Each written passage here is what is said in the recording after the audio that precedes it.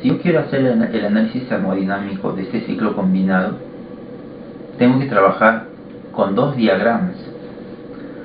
Por un lado, el diagrama del aire para el ciclo Brayton, y por otro lado con el diagrama del agua para el ciclo Rankine. Suponiendo, miren, aquí lo que he colocado es un ciclo combinado que utiliza el ciclo Brayton simple con el ciclo Rankine simple también, porque yo podría poner aquí un ciclo Brayton con regeneración, con enfriamiento en la compresión, con dos quemadores. Podría, digamos, modificar el ciclo Brayton con lo que hemos visto ya anteriormente. Y también puedo hacer lo mismo con el ciclo Rankine. Puedo modificar el ciclo Rankine colocando algunas mejoras, por ejemplo, calentadores abiertos, calentadores cerrados, recalentamiento. Puedo combinar, puedo, digamos, mejorar esto. Y obviamente todo se vuelve un poquito más complejo, ¿no? Pero para entenderlo voy a trabajar con un ciclo Brayton simple, básico, y con un ciclo Rankine también básico. Y noten que aquí estoy colocando una turbina de gas ideal y aquí un compresor ideal, cosa que no es así, ¿no? Sabemos nosotros que esto no es una línea vertical, sino es una línea que va hacia la derecha, a medida que va bajando, por justamente la eficiencia de la turbina, y aquí también, ¿no? Por la eficiencia del compresor, esto no es una línea vertical. Por otro lado, el ciclo Rankine tiene esta forma. ¿Recuerdan? Igual acá también estamos utilizando una turbina ideal, miren, ¿no? Una línea vertical, esta es una turbina ideal, aquí la turbina ideal. Y por acá, bueno, no se nota muy bien, pero también seguramente hay una bomba ideal. Esto lo podemos cambiar agregando eficiencia a la turbina y eficiencia a la bomba. En el ciclo combinado, tomamos esta energía que tienen los gases a la salida de la turbina de gas.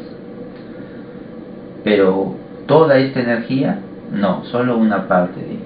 Tomamos una parte de esta energía, de estos gases, y lo enviamos al agua, justamente a esta parte 1, 2, que es donde el agua recibe la energía. ¿Cuánta energía recibe el agua para pasar del estado 1 al estado 2? Bueno, eso lo podemos calcular de esta manera, ¿no? Si tienes la diferencia de entalpía entre el punto 2, el punto final, y el punto 1, y lo multiplicas por el flujo de agua que está circulando por el ciclo, eso te va a dar flujo de energía, es decir, energía en la unidad de tiempo. Entonces, esta es la cantidad de energía que debe recibir este ciclo Rankine, energía sobre tiempo. ¿Esta energía de dónde la va a tomar? Ojo, esta energía es la que yo necesito para que este flujo de agua pase desde este estado 1 a este estado 2. Y eso lo saco con las entalpías. Ya tengo aquí la necesidad de energía. ¿De dónde voy a tomar esta energía? De aquí, del gas. Entonces, este gas que está aquí en el estado 4 va a perder energía. Cuando pierde energía, va a pasar a un estado 5. Este estado 5 vendría a ser aquí, la salida del gas cuando sale aquí del caldero, ¿no? Y se va a ir a chimenea. Este punto 5 no necesariamente tiene que ser el punto 1, es más, no lo es. La cantidad de energía que pierde aquí estos gases cuando pasa del estado 4 al estado 5 está dado por esta ecuación. M vendría a ser el flujo de gas, que es diferente a este flujo de agua, no es lo mismo. Este de aquí es el flujo de gas que está circulando por el ciclo Brayton, multiplicado por la diferencia de entalpía entre el estado 5 y el estado 4. Que si tú conoces cuánta energía necesita el ciclo Rankine, como ya tienes esta energía, entonces tú podrías calcular esta entalpía 5, porque como conoces cuánto vale todo esto, porque todo esto debe ser igual a todo esto, porque eso nos dice la primera ley, toda la energía que pierde él lo debe ganar él. Entonces quiere decir que si sumas la energía que pierde el aire más la energía que gana el agua, eso debe ser 0. Lo que pierde uno lo gana el otro. Si tú conoces la cantidad de energía que necesitas en el ciclo Rankine, conoces el flujo de aire en el ciclo Brayton, conoces el punto 4, que es la salida de este expansor, entonces tú puedes calcular el punto 5. O sea, puedes determinar a qué condiciones va a salir el gas. Entonces con la primera ley tú puedes hacer este cálculo, puedes conectar ambos ciclos. Pero nunca debes olvidarte de la segunda ley. Y la segunda ley, en este caso, ¿cómo se aplicaría?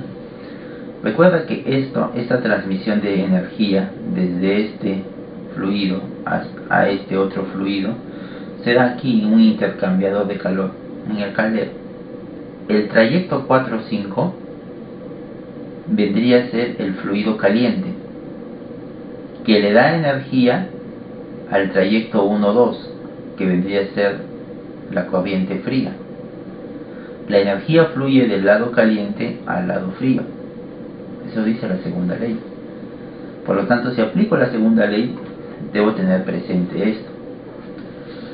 La temperatura del punto 4 en el proceso Brayton tiene que ser mayor, o en el caso extremo igual, a la temperatura del punto 2 del ciclo Rankine.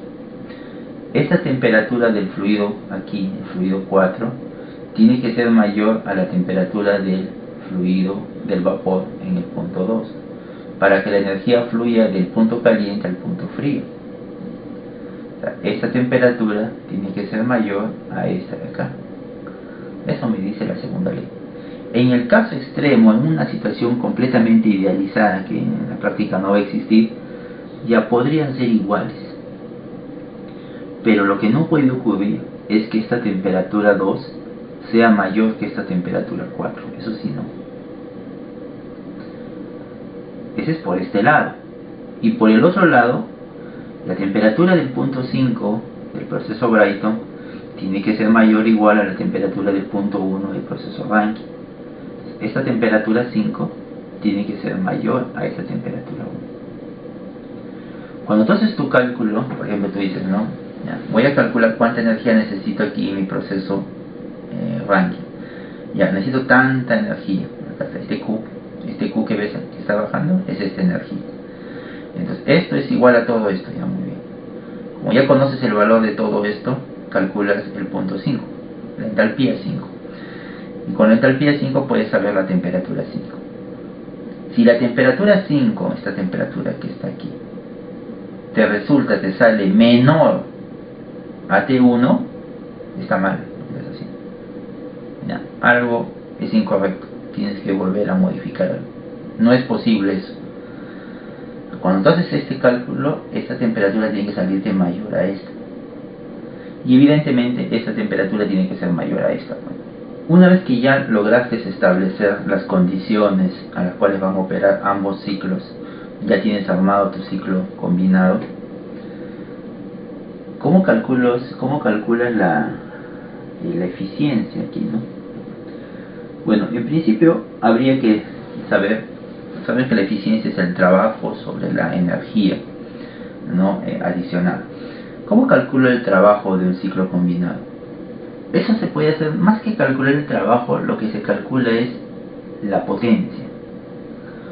Porque el trabajo es generalmente energía sobre masa. Pero aquí la pregunta resulta, ¿cuál masa? ¿La del vapor de agua, o sea, el flujo de agua?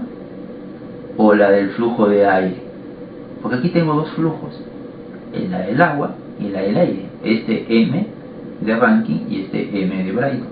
Y estos flujos no tienen por qué ser iguales.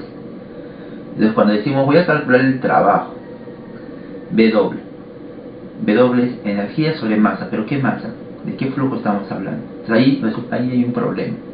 Entonces mejor es calcular la potencia. La potencia es energía sobre tiempo. Y lo que se hace es eso, se calcula la potencia, que es W punto, del ciclo combinado. ¿Y qué es igual la potencia? Es la suma de la potencia en el ciclo Brayton y la potencia en el ciclo Rankine.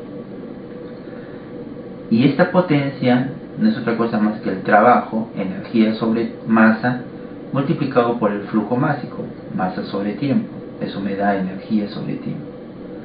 Acá tengo la potencia neta del ciclo Brayton. ¿Y por qué decimos neta? Porque usted sabe que aquí él genera trabajo, pero él consume trabajo, entonces tengo que sumar ambos, ¿no? Para saber cuál es el trabajo neto. Si le multiplico por el flujo de aire, ya tengo la potencia del ciclo Brayton.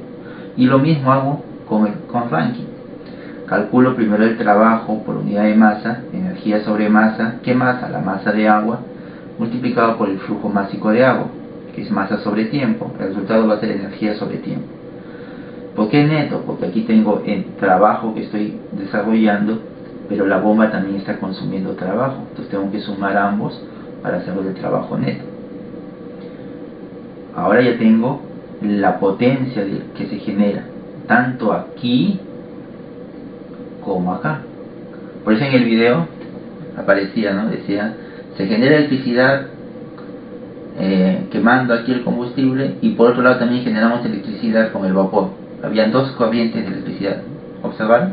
Ya, justamente son estas dos potencias, la de Brayton y la de Rankine. Esa es la potencia del ciclo combinado. Y ahora, para calcular la eficiencia de todo esto, voy a necesitar el flujo de calor para dividirlo, ¿no? Flujo de calor, energía sobre tiempo.